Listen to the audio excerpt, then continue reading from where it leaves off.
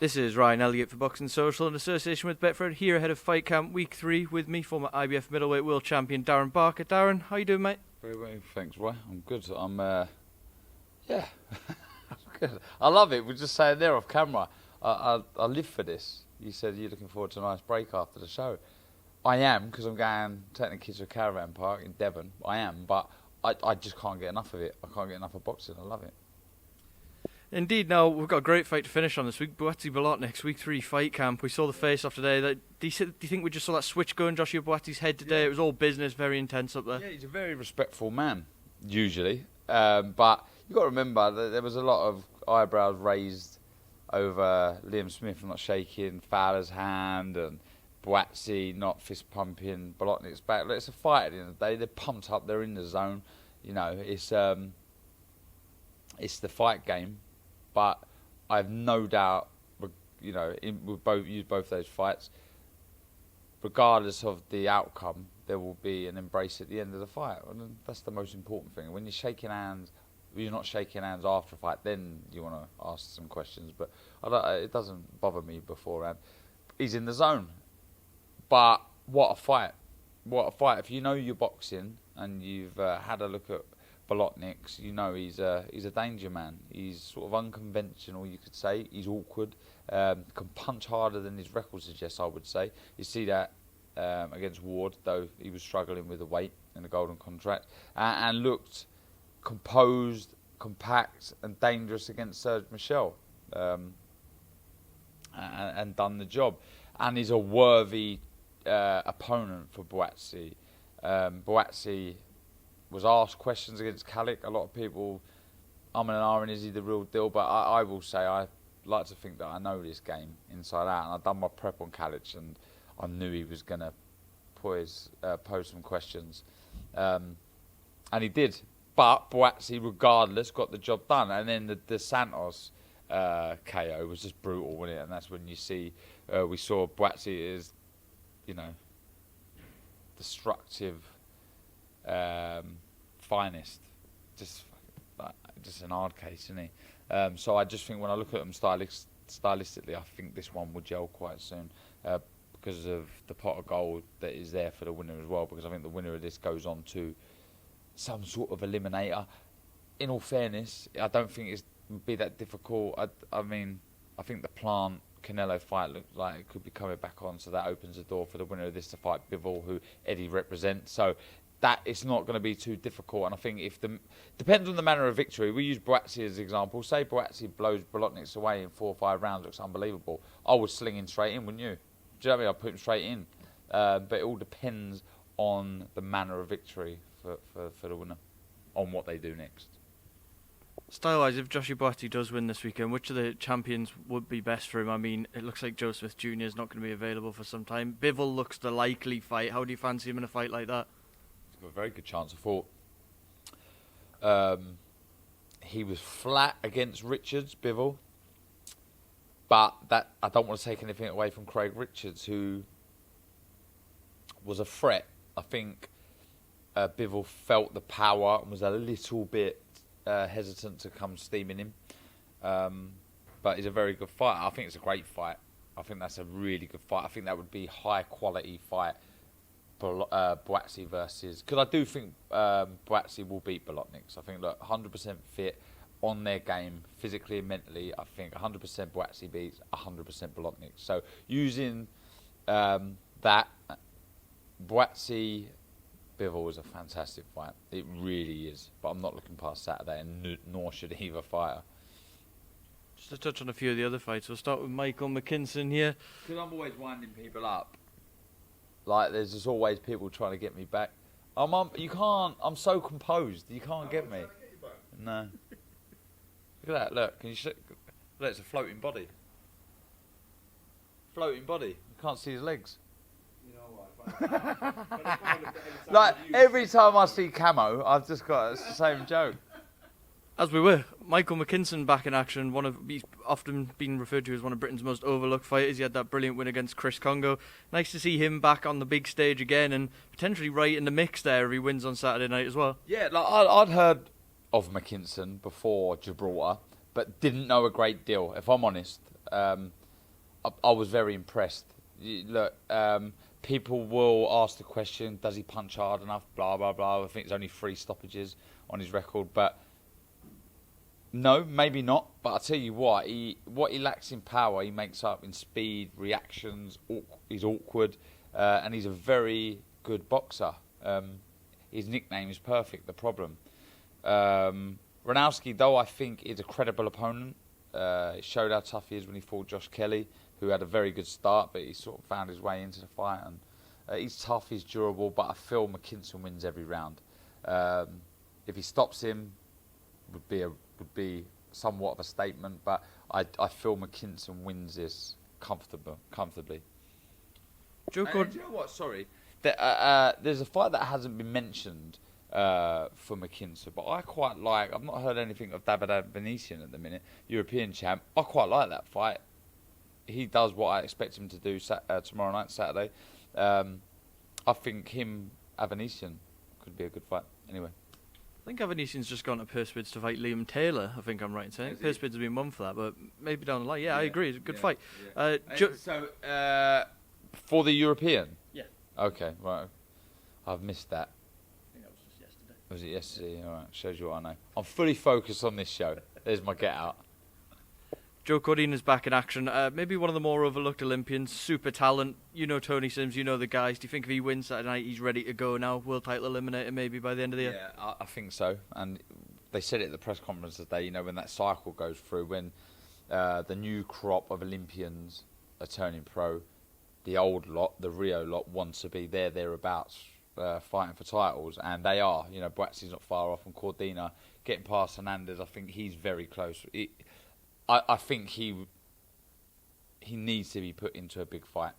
But I tell you what, I rang Tony Sims before I'd done my prep on Hernandez, just to have a chat. I speak to Tony all the time. I said, what is this, Tony? Just keep him busy, like a tick-over fight. And he went, no, like Hernandez can fight. And then obviously I've done my prep. Well, flipping it, he can. Good body puncher. He's busy. He's tall. Had a good fight with Colbert, the unbeaten American. Interim champion. Lost that fight, but the other couple, I think he could have got the nod. Good fighter. So Joe's such a good fighter, but then similar to McKinson, there's that question mark over power, and I just want to see him bite down his gum shield and let a few big uns go, and if he can develop that power. I don't know if it's just a little bit more belief planting the feet and letting the shots go, or he needs to do a bit more S&C. I don't think these strength and conditioning is the case, because he works with Dan Lawrence, who works with John Ryder and Conor Ben. He's exceptional, one of the best strength and conditioners out there. But if somehow, between his mentality and Dan getting that strength out of him, if he can really start whacking, telling you now, he's close to being the finished article. Zulfa Barrett's also on the bill. Do you think that could be a natural fight? Maybe could wear that for a world title eliminator? I said that to Eddie on the show yesterday. Can we look into that at all? That they're both on the bill? He said it's a fight that can easily be made. It's a fight he likes, and if they both come through and they both look good, why not? Why not? If he can make it for some sort of eliminator, I think it makes sense. It's a fight I'd like to see. Cash Root back in action. Luis Castillo, another Mexican coming over trying to cause the upset. Eddie told me that the word from the Mexican guys, he's been around Mauricio Lara, is he can punch this guy. Can Cash Root not be allowed? Can he not afford to be hit as much as he was in his last fight? Right. Let's start by saying boxing, since the day it was invented, has produced these narratives, these stories that just take your breath away. And Castillo has one of those. It's remarkable. The guy was born deaf, cannot speak. He's from the poorest part of Mexico, lives in a tiny apartment, has no communication with his family, not visited by anyone of his family, bar his 82-year-old nan. Has, by the accounts of his coach, doesn't have a good life, has a bad life. Boxing is his only solace, his safe place, his place where he feels good about himself and a place that he can potentially change his life. It's unbelievable. Him and his coach have been working together for 12 years. Because he was that poor, he had no way of funding any sign language education, so it hadn't learned proper sign language. Him and his coach have devised and formed their own style of communication, their own signs. It's incredible, absolutely remarkable. You know, if a film was to come out before knowing about him, you'd be like, yeah, it's a bit far-fetched, but it's genuine. And you imagine if he was to go on and win something notable, you'd be like, wow, that's worthy of a film. What I will say is I've heard the same things as you, that you can really whack. Couldn't find anything on him on YouTube. When I'm doing my prep, I'm quite thorough with it. I've got my 2 notepads. I write everything down. I study fights and I go through it. Couldn't find a thing on Castillo. So I think that's dangerous, because they would have found stuff on Cash Farouk. That's easy. And with that backstory, the opportunity for him to change his life, I think this could steal the show. I think he's going to give it everything. Is it like the trainer, but on the last 10 seconds, shakes the top rope to warn him that it's the last 10 seconds? Apparently, he'll only throw another couple of shots after that and then doesn't throw a shot because he's so worried about hitting after the bell. So he doesn't throw a shot with about 8 seconds to go. It's remarkable. But I will say, Cash Farouk, I've been so impressed with him. I think he's a very good fighter. Classy, spiteful, he gets stuck in.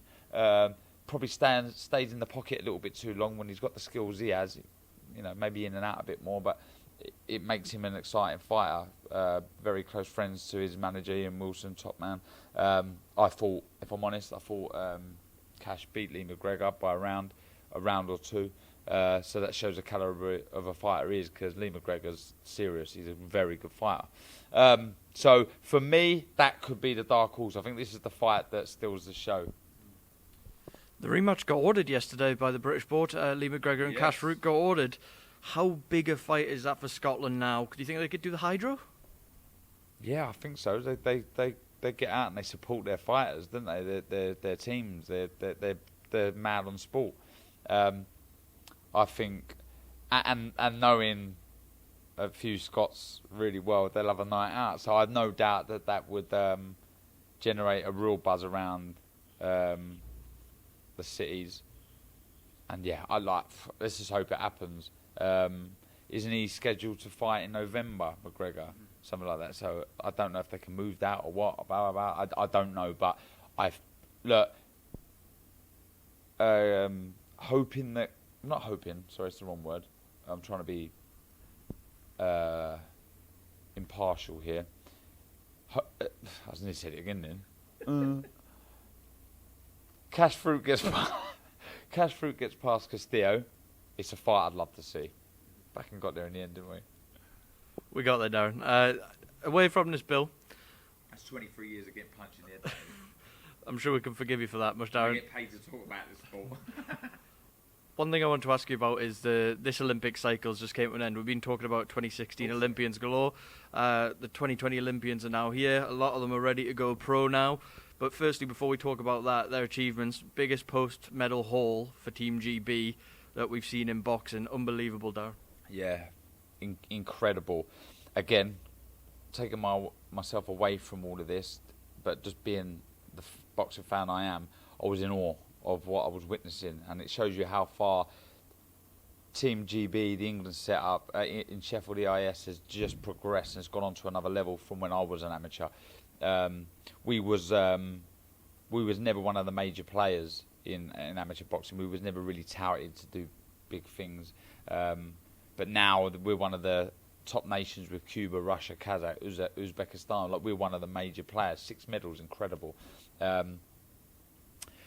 And yeah, just in awe. What a team! What an absolute team! There's one thing that I'm gutted. I can never call myself an Olympian. At the time, I wasn't that bothered. When I look back now, I think I'd have loved to have been an Olympian. But 6 of them medaling was incredible. Lauren Price, Pat McCormack, Big Phrase, all of them. I mean, what it shows and what that will lead to is another great few years in this sport in England. Longevity for boxing in the UK is looking great, because there's no doubt it's going to be a conveyor belt now. Success breeds success. You hear it all the time. You're just going to see constant talent coming through.